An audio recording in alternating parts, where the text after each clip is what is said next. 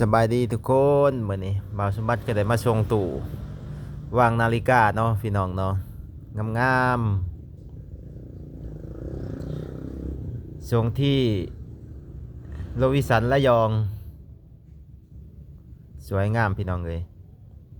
ติดไฟขึ้นก็สว่างแจ่งใส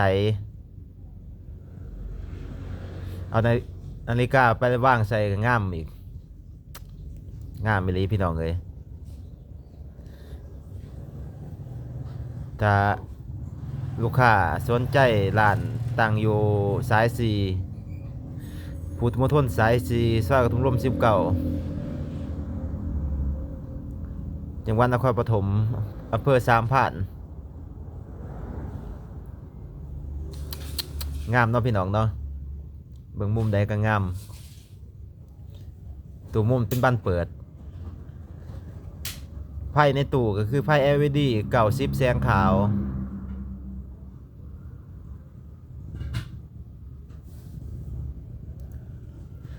ไพ่ว่างามคอมเมนต์มาหน่อยเด้อทุกคน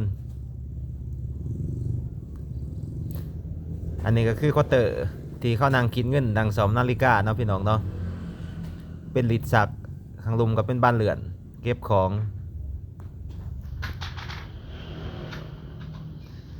ถ้าผู้ใดเบิ่งคลิปแล้วนี่ก็ฝากกดติดตามบ่าวสมบัติหน่อยเด้อฝากกดไลค์กดแชร์ให้บ่าวสมบัติเป็นกำลังใจให้บ่าวสมบัติสารวัตรว่าคำเดียวงามเนาะพี่น้องมาเบิ่งมุมนี่ก็งามเนาะแบบตู้มันโค้งมันเข้ามุมเพื่อลูกค้าสนใจคอมเมนต์มาหาบ่าวสมบัติเลยบ่าวสมบัติสิแนะนำร้านให้